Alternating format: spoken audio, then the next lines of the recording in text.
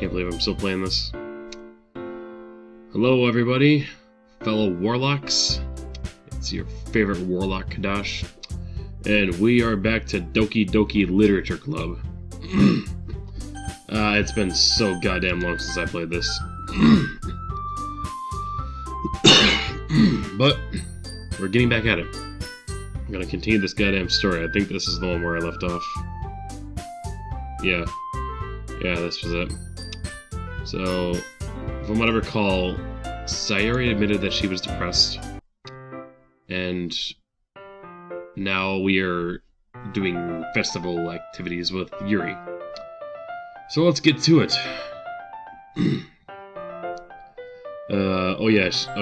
She pulled out a blade. The blade itself is gently tinted blue. That's definitely no ordinary pocket knife. It looks really fancy. Well... Embarrassed, Yuri looks away. What is it? You're going to think it's weird.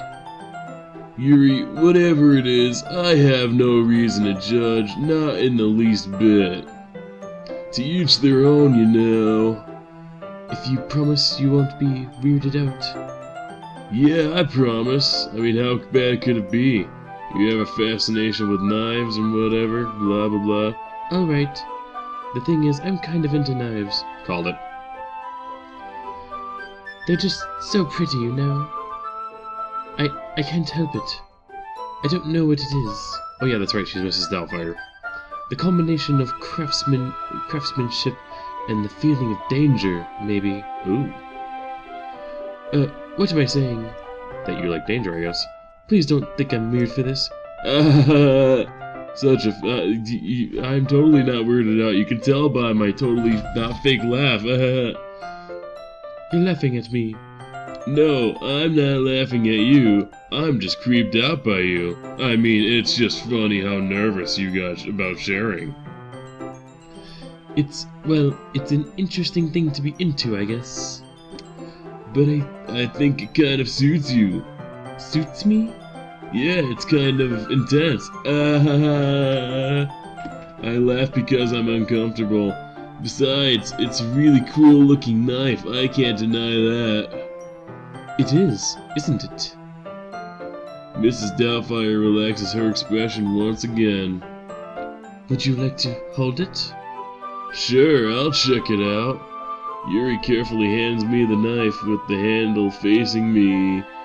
I take it and turn it around in my hands.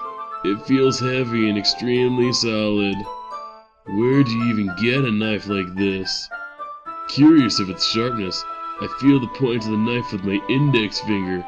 Ow! That sure was dumb of me. Marky Moo, why did you do that? I didn't expect it to be that sharp. I barely touched it at all. It's my fault. I should have warned you. This knife is extremely sharp. It can cut through skin like it's paper. Oh no. A small drop of blood trickles down to the side of my finger. Mrs. Doubtfire takes my hand and gives the wound a closer look. She stares at it and noticeably fidgets. If you're squeamish, I'll go wash it off right now. Without warning, Mrs. Doubtfire puts my finger in her mouth and licks the wound. I feel her tongue curl around my finger. Startled, I instinctively pull my hand back, as would I. Oh, please forgive me. I wasn't thinking. Mrs. Doubtfire lowers her head, her face burning up. Mrs. Doubtfire... That's the most embarrassing thing I've ever done. How could I do something like that? I'm sorry. Sounds like you've been reading one too many of those vampire romance novels. That's not how to win me over. Sure, it was a little weird and it took me by surprise. But I guess she was just trying to help, right? Mrs. Doubtfire, I think you're overreacting a little. She doesn't lift her head. What if she doesn't recover from this for the rest of the afternoon? Alright, you know what? This might be a stupid thing to do, but I'll do it anyway. I take Mrs. Doubtfire's hand and lick her index finger in return. Murky Moo, did you really just do that? Now we're even, right? Fucking awkward. Mrs. Doubtfire just looks at me like I did something wrong. I knew that would be a bad idea. Hold on a second. Thought I heard my daughter crying. I always feel like I hear babies crying now. That's my life now. I knew that would be a bad idea, if not for the sweet aroma of the jasmine oil in the air. The air would be extremely heavy right now. You're so weird, Murky Moo. Mrs. Doubtfire giggles shyly. Eh? Mrs. Doubtfire calling me weird? I have no response to that. Where do you keep your bandages? I don't think I need one, actually. It was a tiny cut. Look, it's already stopped bleeding because you sucked all the blood off of it. I see. That's relieving. Maybe she is a vampire. The tension is quickly lifted. We each resume our respective activities. I watch Mrs. Doubtfire's knife cut through the ribbon like it's nothing but air. Meanwhile, I continue to make progress on the paper. After we finish attaching the paper to the ribbons, we lay them out side by side. It looks better than I expected and will be very ineffective as a door curtain. It looks great. Good thinking coming up with this, Mrs. Doubtfire. Thanks. It's just something I saw online, really. Are you ready to move on to the next task? Yeah, let's do it. What do you have in mind? More blood sucking? I'd like to create a banner. That's why I asked you to buy the paint tablets. Ah, that's right. One of the items Mrs. Doubtfire asked me to buy was a kit of watercolor painted tablets. We'll need about 6 cups of water. Please put each of the tablets in. I'm already losing my interest super goddamn fast. Do you mind fetching those for us? Of course not. 6 cups of water. I'll be right back in a minute. Thank you very much. Oh, and just a little bit of water is okay. If you fill the cups up too much, it will be too diluted. And taking Mrs. Doubtfire Yuri's advice, I decided to use a small plastic bathroom cups rather than full-size glasses. I put them on my plate to catch any paint that drops and bring it back into my room. Mrs. Doubtfire? Yes? I come to see Mrs. Doubtfire quickly unrolling her sleeve, pulling it back over her arm. Nothing. Nothing. Good lord. Your face is a little red. Is it too hot in here or anything? Not at all. There's nothing wrong, so let's mix the paint. But it sounds like she is a cutter. But not just a cutter. A blood-sucking cutter.